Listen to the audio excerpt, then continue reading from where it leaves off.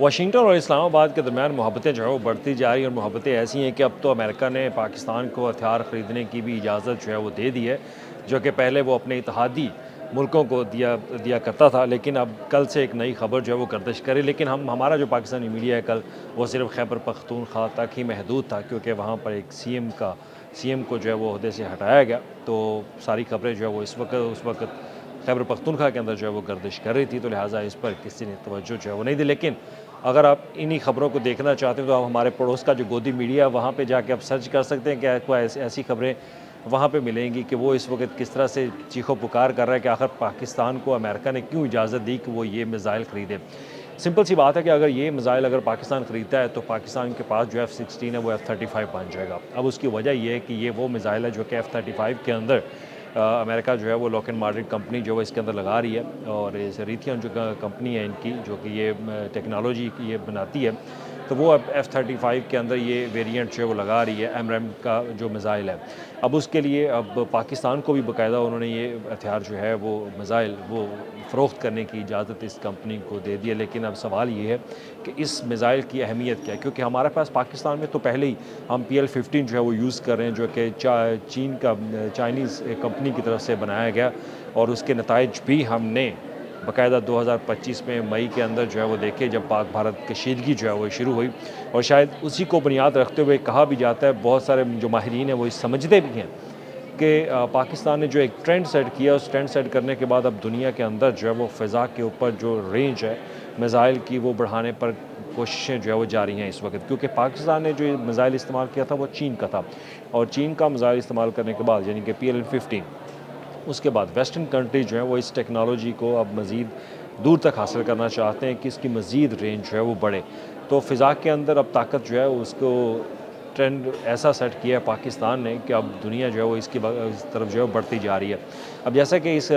America ने पाकिस्तान को इजाज़त दी ये मिज़ाइल ख़रीदने की, तो इस मिज़ाइल पर हम बात कर लेते हैं कि ये मिज़ाइल है क्या। ये रिथियन एक टेक्नोलॉजी कंपनी है, वो मिज़ाइल जो है वो बनाती है, और अमेरिकी दिफाई कंपनी है ये। और इसके दुनिया के 40 ममालिक में ये अपनी फ़ज़ाइया जो है वो इस्तेमाल कर रहे हैं। और इसके साथ ही अगर देखा जाए तो ये फ़ैल्कन तैयारे भी इन्हीं मिज़ाइलों से लैस हैं, जिसको हम F-16 कहते हैं, जो कि हमारे पास पाकिस्तान में है। अब इस मिज़ाइल की अगर बात की जाए तो ये advance medium range air to air missile है,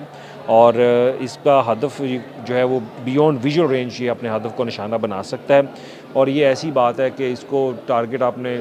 इधर से मिज़ाइल छोड़ा तो फिर ये भूल जाए, तो फिर ये इसका ही काम है कि ये जाके वहाँ पे जो है वो हिट करेगा। इसके बारे में ये बहुत मशहूर कहा जाता है कि ये वो मिज़ाइल है। और इसके बाद अब इसका जो वेरिएंट है, जो वर्जन निकाला गया है वो D3 और C8 है, और इसकी रेंज जो है वो बताई जा रही है कि 180 किलोमीटर तक ये मार कर सकते हैं। रेडार से गाइड होते हैं और जदीद इलेक्ट्रॉनिक जैमिंग को भी नाकाम बनाते हैं। और इसके साथ ये भी कहा जा रहा है कि जैसे कि F-35 अमेरिका का एक त्यारा है बहुत, यानी कि F-22 रैप्टर के बाद F-22 रैप्टर तो वैसे बहुत स्टेल्थ एक फ़ाइटर जेट है, और अमेरिका ये लॉकहीड मार्टिन कंपनी जो है वो किसी को सेल नहीं करती। लेकिन F-35 जो है वो मुख्तलिफ़ मुल्कों के साथ जो है वो अमेरिका का मुआहदा जो है वो हुआ कि वो इसको फ़रोख्त करेगा। लॉकहीड मार्टिन जो है वो कर भी रही है। अब F-35 ये मिज़ाइल जो है वो यूज़ करता है। अब माहिरीन कहते हैं कि अगर F-35 ये मिज़ाइल यूज़ करता है तो हमारे पास जो F-16 है, अगर वो ये मिज़ाइल यूज़ करेगा तो हमारा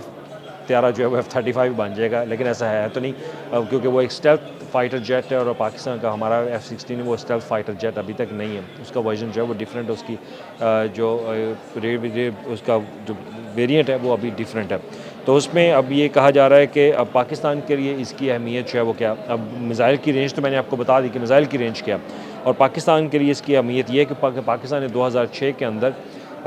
ये मिज़ाइल जो है वो ख़रीदा था एमरैम, जो कि C5 था, और पाकिस्तान ने उस वक़्त ये ख़रीदा,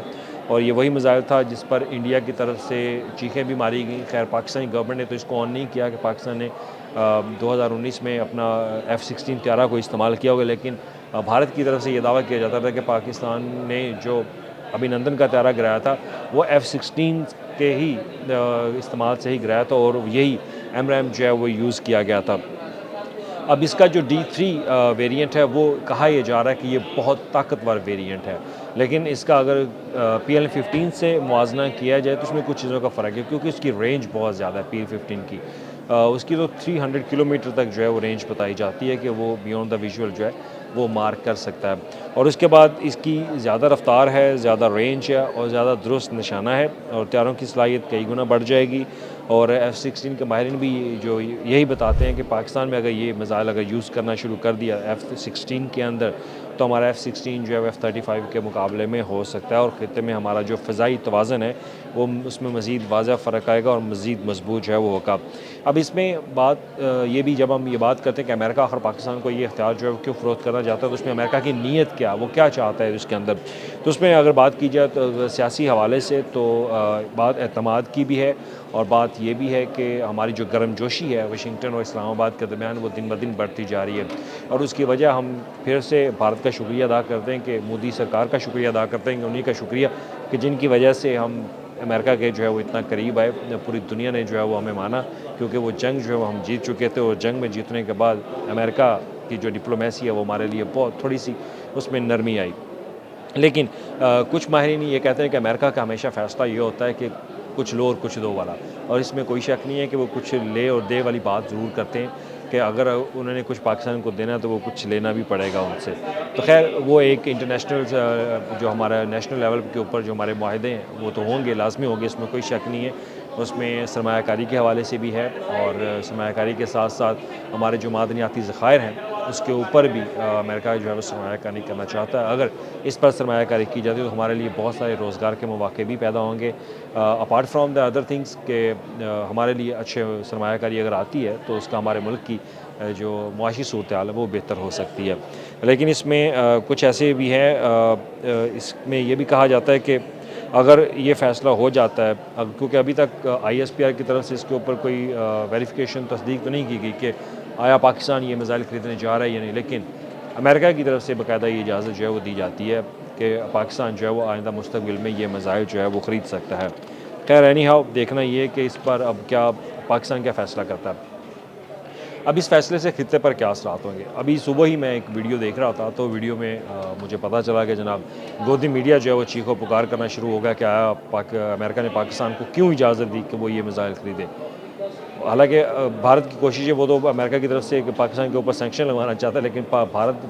जो अमेरिका है वो पाकिस्तान को हथियार फ़रोख्त करना शुरू कर रहा है, वो मिसाइल फ़रोख्त करना शुरू कर रहा है। तो लिहाज़ा अगर आपने चीखो पुकार सुनी तो आप गोदी मीडिया को सुने अपने अपने पड़ोस के मुल्क में, तो आपको मज़ीद अंदाज़ा जो है वो हो जाएगा। अब इसमें कुछ ऐसी चीज़ें हैं जो माहिरीन कहते हैं कि ये फ़ैसला सिर्फ पाकिस्तान के लिए नहीं बल्कि भारत के लिए भी अहम पैगाम रखता है। एक तरफ भारत फ्रांस से राफ़ेल और रूस से S-400 का जो सिस्टम है वो परचेज़ कर रहा है, मज़ीद उसकी वसअत कर रहा है। लेकिन अब J-10C जो मिसाइल जो J-10C तैयार पाकिस्तान ने हासिल की है वो बांग्लादेश जो है वो भी हासिल करने जा रहा है। और PL-15 जो है वो दूसरी जानब पाकिस्तान के लिए एक बहुत बड़ी रेंज का मिसाइल है, जिसको इंडिया की तरफ से और ना सिर्फ इंडिया बल्कि वेस्टर्न कंट्रीज़ की तरफ से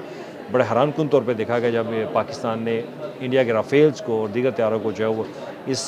मिसाइल का इस्तेमाल करते हुए जो है वो मारा। तो इस पर अब जो माहिरीन है वो ये भी कहते हैं कि ये एक स्ट्रेटजिक पैरिटी है, जिसके ऊपर बात की जा रही है कि फ़िज़ा के अंदर अब अपनी ताकत का तवाज़ुन जो है वो दुनिया के मुख्तलिफ़ ममालिक वो कायम रखना चाहते हैं। अभी रिसेंटली एक आर्टिकल आया,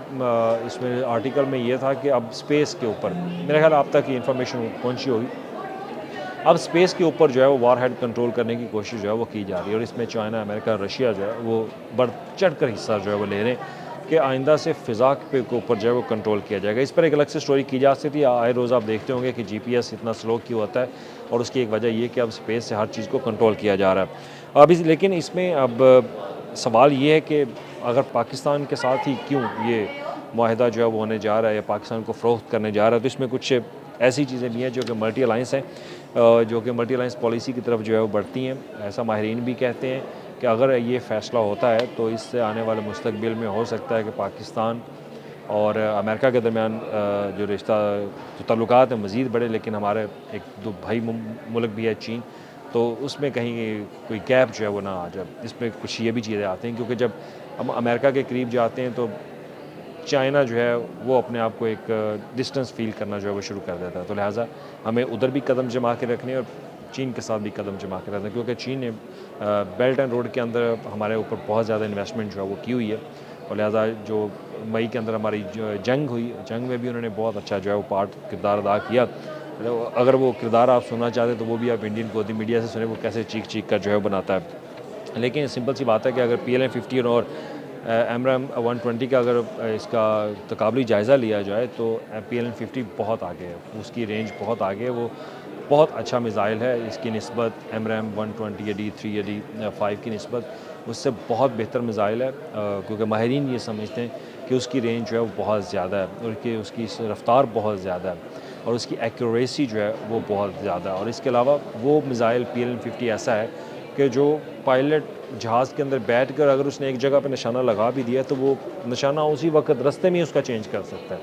कि अगर उसने निशाना F-16 के ऊपर रखा है तो वो निशाना अगर फिर किसी और जहाज़ के ऊपर रखना चाहता है तो वो F-16 से मोड़कर किसी दूसरे जहाज़ में जो है वो टर्न कर सकता है। ऐसा माहिरीन कहते हैं कि जो PLN-50 के अंदर उसकी स्पेसिफिकेशन है, लेकिन इस मिसाइल के अंदर स्पेसिफिकेशन नहीं है। लेकिन अब खिते के अंदर अगर देखा जाए तो तवाज़ुन बरकरार रखने के लिए ये सिचुएशन जो है वो बढ़ती जा रही है, लेकिन अमेरिका की जो गर्म जोशी है इसके ऊपर माहिरीन कहते हैं कि ये गर्म जोशी कभी